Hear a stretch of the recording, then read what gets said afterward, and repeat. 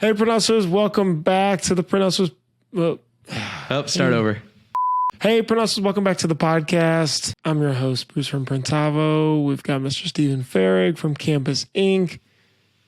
Hold on. Let me do that one more time. Hey, Printhousers, welcome back to the podcast. I'm your host, Bruce from Printavo. We've got Mr. Stephen Farrig out of Campus Inc., who's Cali Inc.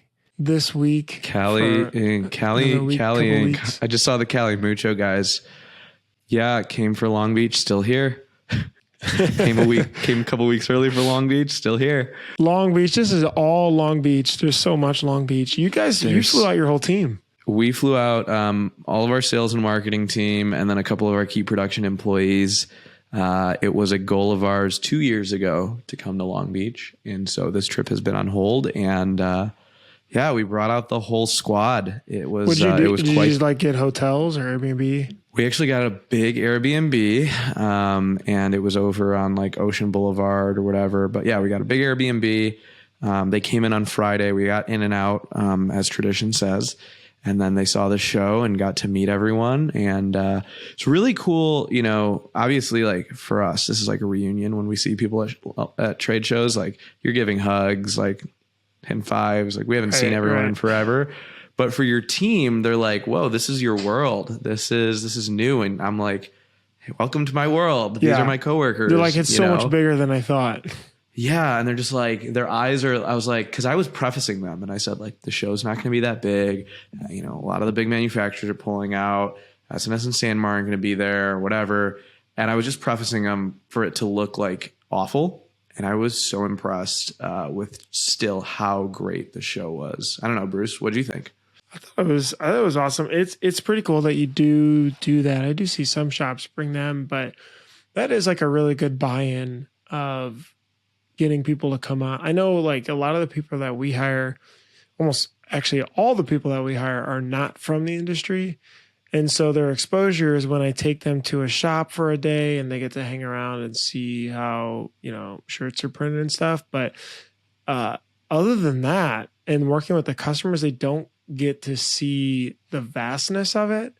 And I think Long Beach specifically is great for that, keeping the team like excited about it. Everybody always gets so jazzed leaving Long Beach because of what they saw. But yeah, it was pretty crazy. I'd say, what do you think? There's 25% of the exhibitors were there, 30% of the normal filled. I mean, it was a lot less because even the main area didn't have as many booths, and every booth was so much bigger. Clearly, they must have gave a lot of people more space. Yeah, I mean, it felt spread out. It still felt big. I got to see everyone and everything I really wanted to see. I don't know. I thought it was pretty good. I thought the Printavo location was awesome. Literally right by the door. Shouts out Ross at Rock for helping us out there. Yeah, that was prime real estate. Shout out to Shirt Show for their happy hour on Friday that they hosted. That was awesome. The rock party on Saturday, we got to see Coolio. Which like Bruce probably has Coolio posters in his room at home in Buffalo Grove, Illinois. Ross always throws some funny, because who did he have a couple of years ago? Mark McGrath, Sugar Ray, and Sublime. That's right. And I know his secret dream is to get Snoop Dogg. I was talking to Ross. I'm like, how much are you loving this right now? He's like, this is pretty sweet. Coolio covered like for an hour and then played his song, and he was there. It was awesome. It was such a good time. Yeah, it was definitely a good vibe. It was nice. I like when they do those events too, because it definitely makes it more unique other than the usual, you know, casual happy hour here or this or that. But you actually said were you going to look at anything in particular, or is it more of team outing? It was the first trade show, Bruce, in 5 years that I wasn't at the Printavo booth the whole time. I wasn't demoing. It was so weird. I was like, hold on. I know the team. No demos. The team is for background. Farrig's always come out to help. I think prospect shops, potential shops, always like seeing what he has and how he has it set up and everything. And then, yeah, I mean, the team's like buffed out on the sales and success end where they're just in they're to the point, honestly, where I'm kind of kicked out because they're like, oh, we're not good at them now. They're like, yeah, like, why did you like close them there? Or like, that was a good up. So I'm good at like shuffling people in, and I like seeing a lot of the current shops. But okay, I gotta honestly say the most interesting thing at Long Beach this year was the transition from DTG units everywhere and printers everywhere to DTF printers were like split almost 50 and 50 everywhere. That was since basically COVID, because Long Beach didn't happen for 2 years. They were everywhere. And I didn't really recognize many brands yet. I don't think there's necessarily a leader yet, but pretty crazy. I'm sure you saw that too. Yeah, I had more people coming up to me asking about DTF because of the podcast episode we did. And for those that don't know, we are using the Raptor now from DTF Superstore. So have kind of been through a couple manufacturers, landed on this one. We really, really like it. So I got to meet the team over there, and it was pretty cool to talk to Andy there. I don't know if you met him, Bruce, but he's like, this is my first trade show. And I'm like, wow, I remember our first trade show. Yeah, right. I was like, I remember wearing dress shoes to a trade show. I had dress shoes. I had to figure out carpet. Yeah, it was such a freaking mess, but it was so cool to see and just like these groups and swarms of people, and going down the DTF route the last 3 months, I was like, oh boy, here we go. Here comes the swarm. It was interesting. I talked to Rum for a little bit from Supercolor. I'm like, how do you feel that all of this is here? And he's like, I feel great. There's still they came to this market first and they've evolved into this monster, and a DTF is not for everyone. There's definitely a learning curve, no differently than buying a printing press, and I thought it was super interesting to hear from him. Like, aren't you a little annoyed that everyone's flooding the space? He's like, no, yeah, he's like, it just raises us up. Like, we become the player and become the spot where everyone goes to get transfers. And I think that's true. We have a machine. We're still ordering from Supercolor. Do you think that, like, I'm a huge fan of theirs, but I actually do think that if people start doing it in-house, how could it not cut into their business over time? Unless maybe they also get on the manufacturing side too. Correct. Right. So that could be annoying. Right. But I think it just makes this new wave of like entry level. You can log on to Supercolor and start running your shop. Right. I think it's no differently than what Ryan did for the printing industry and being able to get a press at home and learn on YouTube. I think Rum has become a industry leader in education and allowing, stay at home shops or garage shops to make a transition to transfers. And people are like, oh, do you not like when garage shops do that? I'm like, I don't care. They don't affect us. It's fun, but at scale, it's just a hobby, right? So I think it's a transition from screen printing or DTG to DTF. I think if I were to give my opinion, and this is my opinion, transfers became relevant when we needed to print on masks, or transfers became relevant again when we had to print on masks because it was the best way to get multicolor prints on a mask. And so I think that's what kind of put QR codes back on the map and transfers back on the map. QR codes, so, mass education. Yeah. Right. QR codes were like dying on a vine before COVID, I feel like. 100%. I mean, also just a huge generation of people didn't know how to use them, let alone the iPhone. I don't even think could natively do it, but now it can. That was only within the last couple of years. Like before that, you couldn't point your camera at it and it worked.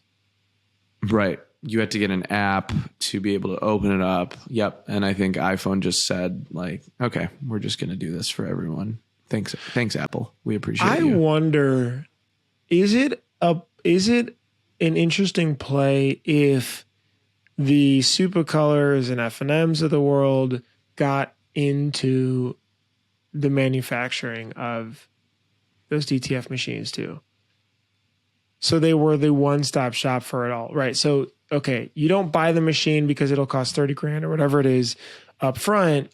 You start using them, and then at some point you want to bring it in the house. Now you buy it from them. And so they're fully like they own just transfer market. Yeah, I mean, look at screenprinting.com and what Ryan's done, right? Like, I think that's what he did, and this is another story of a newer industry and a newer vertical.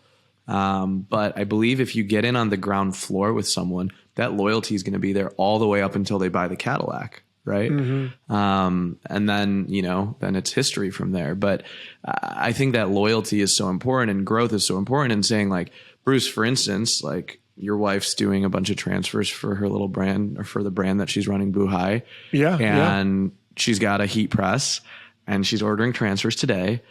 But, say it goes off it goes off, and she's like, wait a second, now I can buy the machine. It's not a crazy idea. So it's like, it's more of a segment, really. Like, yeah, owning a different piece of the business, just like different printing equipment. I mean, in presses are for much larger, smaller shops, intro shops, all that. That's fair. Bruce, it was an interesting show for Printavo because you had shops flooding y'all, not for like a ton of new signups, but for upgrades. Power Scheduler. Talk to us about that. Yeah. So we came in, we've got 3 new products that are super interesting. Power Scheduler is obviously the brand new production scheduler. So people are upgrading to use that. We've got the mobile app that we're starting to do some internal beta testing on. People wanted to see that. And then this really cool mock-up creator. So you can really quickly, after you create a quote, you can drag in an image and just create a quick mock-ups that look good and put it on the quote for approval as well. So it's been nuts. It's definitely been more of an experience of new sales and a combo of success work.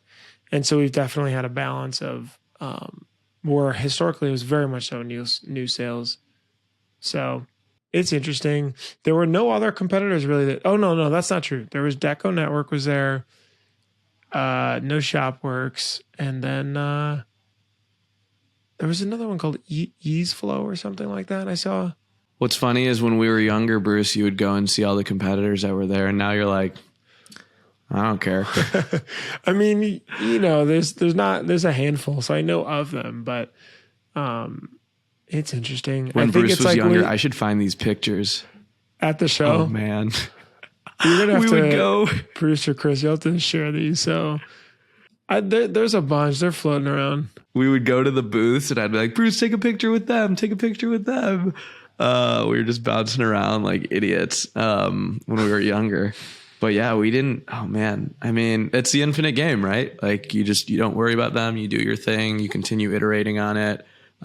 It was crazy to see shops that we've been talking to for 5, 7, 8 years. Every year at Long Beach, you see them. Some shops that hadn't signed up in 5 years that are finally like, yep, we're here to do it.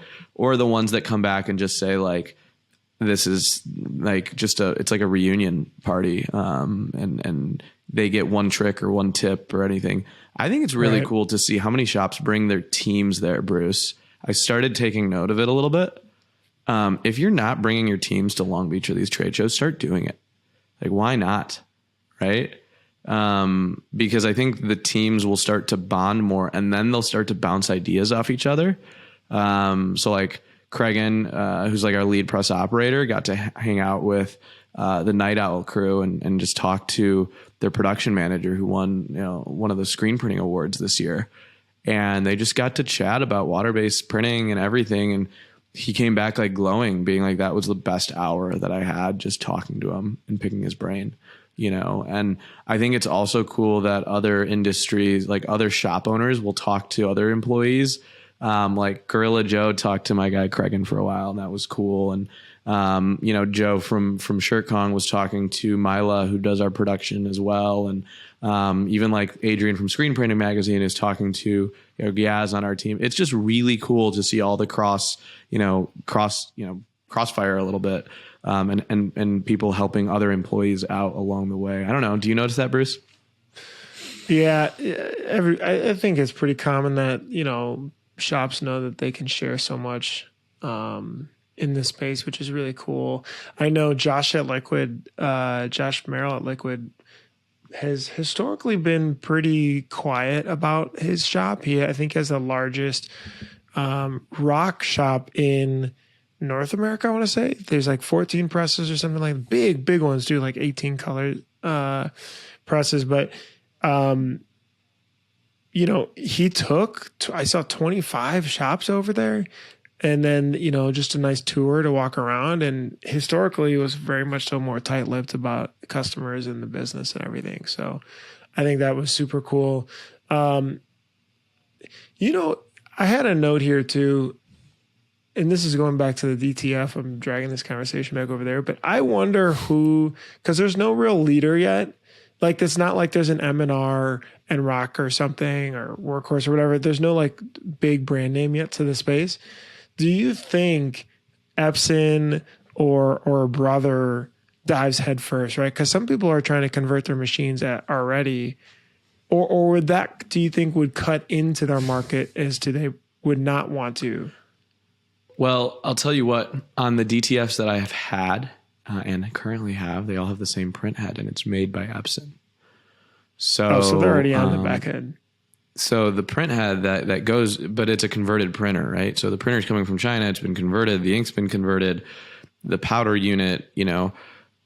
I wonder if Epson's like, we'll just supply the print heads and the ink and things like that, and not be in the actual like parts. I guess, Epson, if you're out there listening and you have an answer and want to tell us, we'd love to hear. But I don't know. I think transfers in DTF have been around for a while, and it's been overseas, and I think it's just starting to hit the States. So really it's a lot of like unpacking, rewiring, figuring out how rips are going to work and software is going to work and configurations are going to work and workflow. And because the thing is, like, you can get the machine, but then what, right? Consumables and things like that. So it's definitely the Wild West, but it'll be interesting to see, like, next year, are there going to be more people flooding, you know, or are there going to be less, but just bigger players in the space? So we'll have to keep monitoring it and exploring it for sure. Nonetheless, I guess, Bruce, what do you think of Rock now out of the atrium on the floor? Oh yeah. So that's kind of, I guess you could say, controversial in a way, but, you know, taking M&R space, I wonder if they're going to take M&R space next year as well, or they let M&R come back and they go back to the atrium.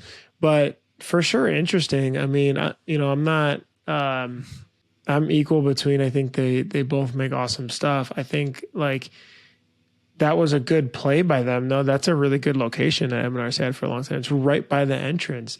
People come in, you know, they had music playing and everything. It was a good time, but yeah, we'll see 2023 if they get first right of refusal.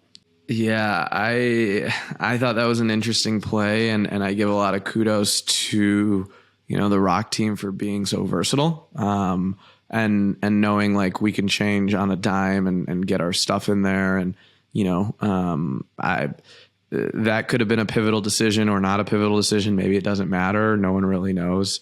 You know, everyone's backed up no matter what. So I thought that was really, really, really, really interesting, but almost like a statement to the show. Mm-hmm. And I thought that was really, really interesting.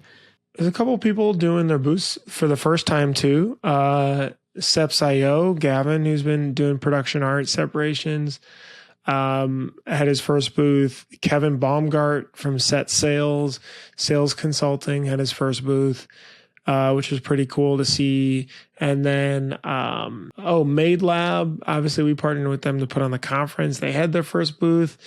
I thought it was good, but it didn't explain as much as what they're really doing, which, I mean, I know they're hosting a ton of classes right now, and a lot of people are buying equipment to get into the space as people's careers are shifting. So definitely check them out to be able to get going. And they had their creative situation there too. Bella, of course, had the most massive, awesome booth as usual. You know, they had like dancing, people on roller skates, street performers. They had people on roller skates. They were live had printing in leadership there too. I saw Chris Blakesley was there. I saw Danny Harris was there walking around. Yeah, Max from Family Industries and their team were in there printing, which was really cool. Oh, they were doing live printing there? Yeah, they were doing live printing right in there. And so no, it was really, really great and rewarding. I think it was great. The GraphX team hung out with our team on Friday, just to connect and chat about things. It was really cool. We had dinner with Ty Gaddis from Cole Apparel. Yeah, it was just fantastic to reconnect and do it. And I think, you know, Long Beach is just becoming this big reunion party. So we have to keep it going strong. And that's one of the, you know, I feel like that's one of the best things to do as a shop owner is be there to just pick up so much, meet new people, get connected. Like, I feel like I didn't know, like, when did you know about Long Beach getting into the industry? I feel like I didn't know until you invited me to the first one. We had no friends. I was like, hey, are you doing this thing? And you kind of said, are you doing this thing? And I was like, well, I don't know anyone. I'll just come hang out with you. And that's right. At the first Long Beach. Yep. Yeah. And you didn't want to feed me. So Cursette did. She got me a burger. Thanks, Cursette. So busy doing, it was busy. We were busy. I was so busy doing calls or demos. Anything else interesting that you saw or new tech or things that stuck out? A lot of the new screen reclaimers were there. I thought there was some cool reclaiming equipment that we had our eyes on, or my team had their eyes on. But really, like, I told my team, go make new accounts with new vendors, you know, go find the new hats and places that you can buy things and, you know, find new cut and sew products. Like, go take away one or two things and bring it back like a scavenger hunt. And, you know, every one of my employees, I think, came back with something. They're like, oh my God, I talked to this person about this for that. And we're going to be able to get sweatpants from here. And there's a company that has hats that are sort of like Richardson, but I think we'll be able to pull them off. And, oh, wow, you know, there was even some different tech that people came back with. And so, you know, it is a scavenger hunt, but it kind of goes back to the old tradition of like, you can do things virtually, but man, that in person is so valuable. There's nothing like it. When's the next ISS, Bruce? We've got Atlantic City, which is pretty good if you're on the East Coast. Obviously, it's easy to get to, but Fort Worth is definitely the bigger one. When is Atlantic City? Atlantic City is March 24th. So March 24th. So it's coming up fast. Months. Yeah, and we'll see. It should be decent, but definitely Fort Worth again. Oh, really cool, actually. I started chatting with Alex at EasyWay. Shout out to EasyWay. Thank you guys for sponsoring a lot of stuff that we're doing. But Alex is starting a new company called Blue Water Labs, which, Chris, you can just pull up like the website here. But they're doing auto reclaim, and he's literally building these units, which I was like, huh? Wait, tell me more about this. Alex, if you want to just drop one off in our shop, you know, 1201 West Kenyon Road, I'll be honest with you. We need to get him on, because like, how do you just start an auto reclaim business? That's insane. I mean, it's kind of like DTF. I mean, he's just really growing. He's got 5 folks that are just building these. They buy a lot of the parts, they assemble, and he's shipping. I know he was talking about how he's trying not to even sell many because it's so hard to build them because he doesn't have enough staff. But anyway, that should be a good one to look out for in the booth next year. But yeah, overall, I think I'm definitely glad we went. Yeah, we secured some sponsors for the podcast, Bruce. We can announce that soon, which will be cool. So we'll make it a surprise. We'll let you all guess them. But it's been a goal of Bruce and I's to try and bring on sponsors to the podcast and really ramp it up. We got a lot of great feedback about the podcast, which is cool. Bruce, did you get a lot of people coming up to you and talking about it? Yeah, they were like watching it, and then people were asking about for more shop tours too. Which they want you to do MTV Cribs. I definitely know that I gotta get back into that swing, but a lot of people listening, which is great. Thank you. Yeah. And if you, like don't hold your feedback until Long Beach. If you're listening, hit us up, ask questions. Well, if you want to see somebody on the show too. Yeah. This is what makes it more fun. If you've got a cool story or something, like we're always looking for good stuff. And, this isn't our full-time job, but this is definitely a passion of Bruce and I's. And, it was really, really cool to just talk to shops that picked out a specific part of a specific episode during a specific time and, dove into that. And, everyone listens to this for a slightly different reason. So we love hearing from you. Hit us up or hit me up on Instagram. Yeah, Long Beach is fun. You guys got after it too. A lot of drinks were passed around. Fun. A lot of tacos were had. Kevin Baumgart actually took me out. He's an awesome surfer, and I'm trying to get better. And so we went out. He got me up at 5:30 to get sunrise to the beach by 6:20. I was there by 6:40, so we'll call it even. 3 days in a row to surf?